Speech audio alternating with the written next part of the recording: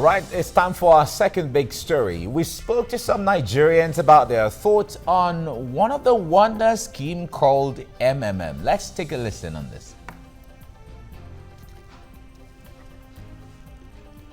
To the previous one, like plan where will not happen to MMM. And besides, there's no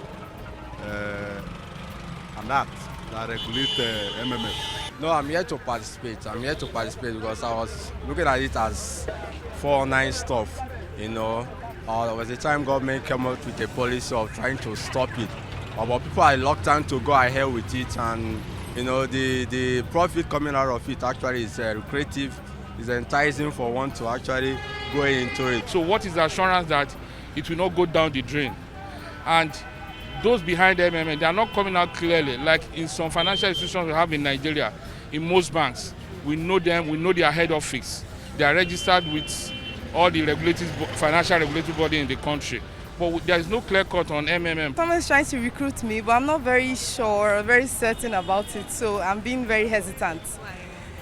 Well, they are faceless. You know, it's not like there's anybody to catch if anything happens to your money. So it's a bit scary to just throw in money into a faceless, business like this. Although I hear a lot of advantages. It's a concept that is somewhat new to us, so not everyone is going to be able to understand it. And also, people talk from their point of interest. If it's not to their benefit for MMM to do well, so they will say those kind of things. But I think anyone who is fair-minded and looks at it objectively won't have any concern about MMM. I'm not scared. I know people who are doing it, and I know that we've not gotten any huge stuff from it in Nigeria presently. Probably from other states or other countries we've gotten some, but not from Nigeria. Maybe when people start having the other side of it in Nigeria, then we'll look at the other way also. Wow. A lot of Nigerians have very interesting things to say whenever you want to seek their opinion as to what do you think about this, and then responses come and it will blow your mind. All right, joining us now is MMM guider in Nigeria, Yinka Adeyemi. Yinka, it's good to have you this morning. It's nice having you. Good morning. Yes, good morning. And we have a public affairs analyst, Alistair Wilcox. Alistair, good morning. Good morning. And let me say happy birthday to you. Oh, thank you very much. It's nice to actually remember this my birthday. I guess we'll be having cakes after now. I think TVC will provide a very big one. Haven't brought me out this early morning to come and all right, this it's a great one. It's there. a pleasure. Thank you very much. And we'll be having Vidi Nabie, a development economist from Port Harcourt, joining us also on the program. Now let me start with you, Yinka. We played the report there, and you heard lots of Nigerians saying different things. I know you must have heard a lot of things from Nigerians as to why some are optimistic, others are pessimistic as to what is this all about. Now tell us what this is all about. All right. MMM, it's a donation exchange platform. Even from the website, you see the full description of what it is. Aside from it being a donation exchange network, it's also like a financial network connecting people that need help to people that wants to get help. In MMM, what we used to say is that we are trying to create a sort of system whereby people can freely and willingly donate within themselves and assist themselves to achieve one or two of their financial aims. Like if you come into MMM now, you provide help, over a period of time you get help. Whatever you're getting as your help could serve as a means for you to like resuscitate any businesses of yours that you have personally that maybe need some kind of funds to get it up, set it up, and for you to start moving on. Once you start getting some things from MMM, maybe as a result of your Mavro growing and your 30% and the likes, that you can start using them to do something. So is it like a platform where you borrow money and you pay monies and all of that? We actually don't borrow money in MMM. You yourself are the one to start with whatever you have, which is what we call like your own initial donation, which we call provide help, which is your help that you are arranging to somebody. Because you've done that to somebody, we also expect that in return, somebody else also to, at the end of a particular period of time, also be willing to also assist you when you need your own assistance. What's the difference between the MMM scheme and the Ajo and the Susu that we're used to? Okay. What's the difference? I think it's almost the same in the sense that MMM is almost working with that kind of idea, but the difference is that in a conventional Ajo scheme, you know, what you just do is, okay, maybe a sort of people, like 10 people come together at the end, they just decide to start spreading numbers around themselves. Maybe the first person picks, today, second person, like that. But aside that, there's nothing extra that comes to them. It's just, okay, maybe 10 people, one person collects for 10 people at the end of the month and stuff like that. But in MMM, aside you just making your donation also, there's what we call an internal currency in the system, which is called Mavro, which it's like a reward system also for you to have provided help to somebody at the end of a particular period also. That Mavro that you have in the system will grant you access to what we call the 30% reward, which you also get as extra. Okay, we'll get to understand what the Mavro is about. Lester, let me bring you in here. I know you have heard a lot of Nigerians make complaints or make commendation or all sorts of comments about what the MMM scheme or even the Ponzi scheme is all about. What's your disposition, or what do you understand by all of this? Well, the more they try to explain MMM, the more they get themselves confused and get more people confused. Okay.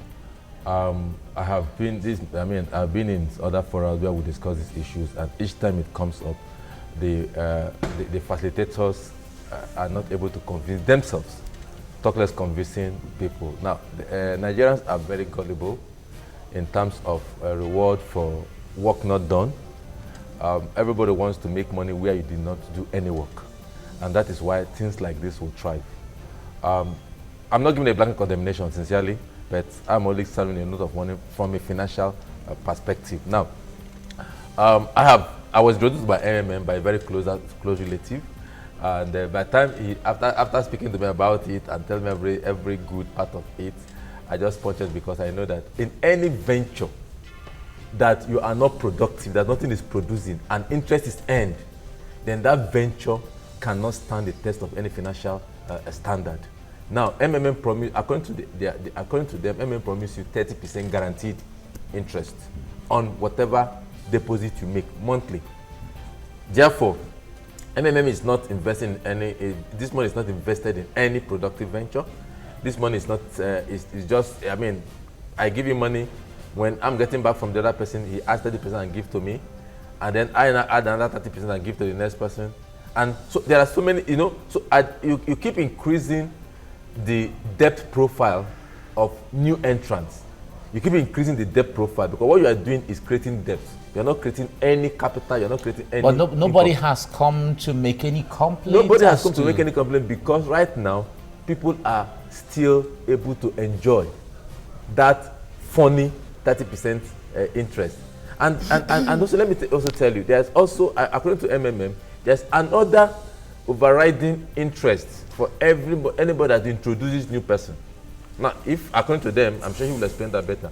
If I'm a member and I bring you in, and you pay 100,000 naira, I get a fraction as commission on that your own money. Now, the question is, where is that? Because what they explain to you is that, okay, nobody is connected, there's no bank account, there's no nothing, no everything.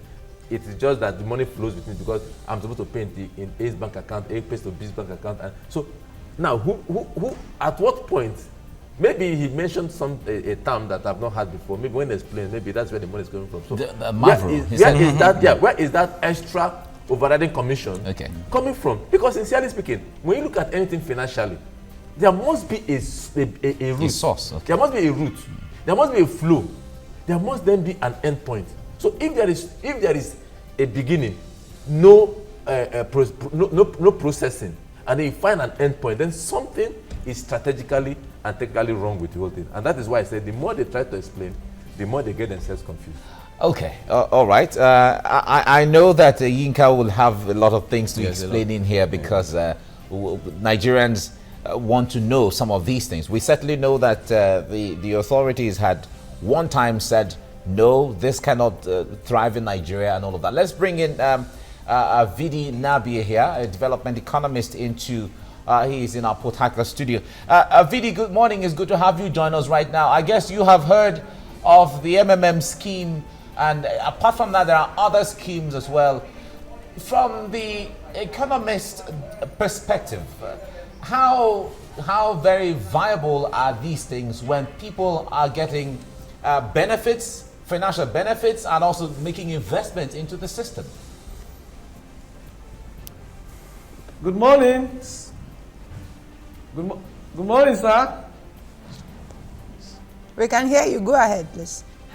Did you hear me, VD? Yes, I'm not hearing you well. Your question again, please. All right, VD. Your question, please. Okay, VD. I was asking that from the economist perspective, how beneficial is this to Nigeria, the scheme MMM, where people are getting monies and people are investing monies into and out of MMM, as the case may be?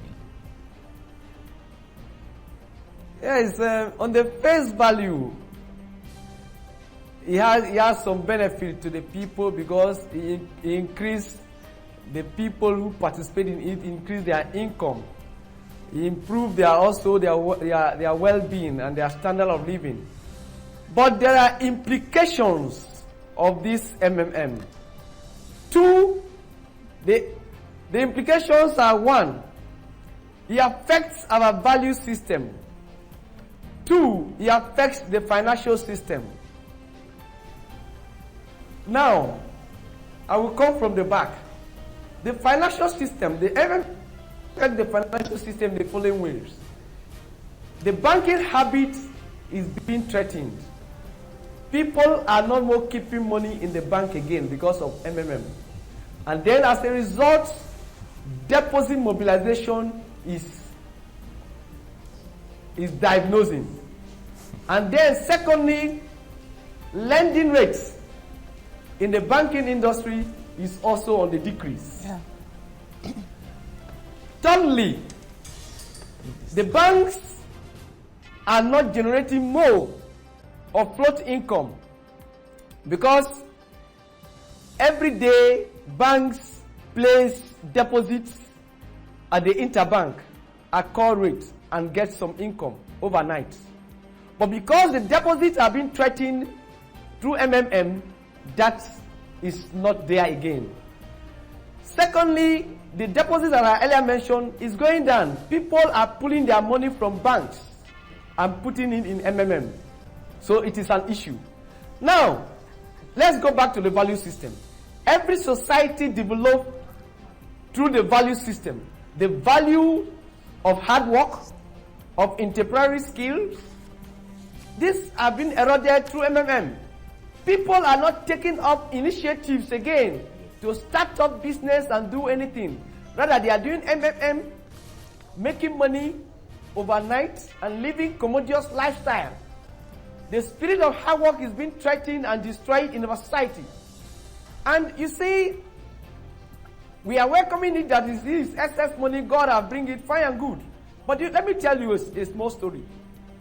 All right. Before Vidi, let me put you on hold. Before you tell us that story, let's go on a break and then we'll come back to hear your story. But don't forget that at top of the hour will be time for us to get the news update, and Ndi Amugo will take us there. Stay with us on TBC Breakfast. We're discussing MMM right now.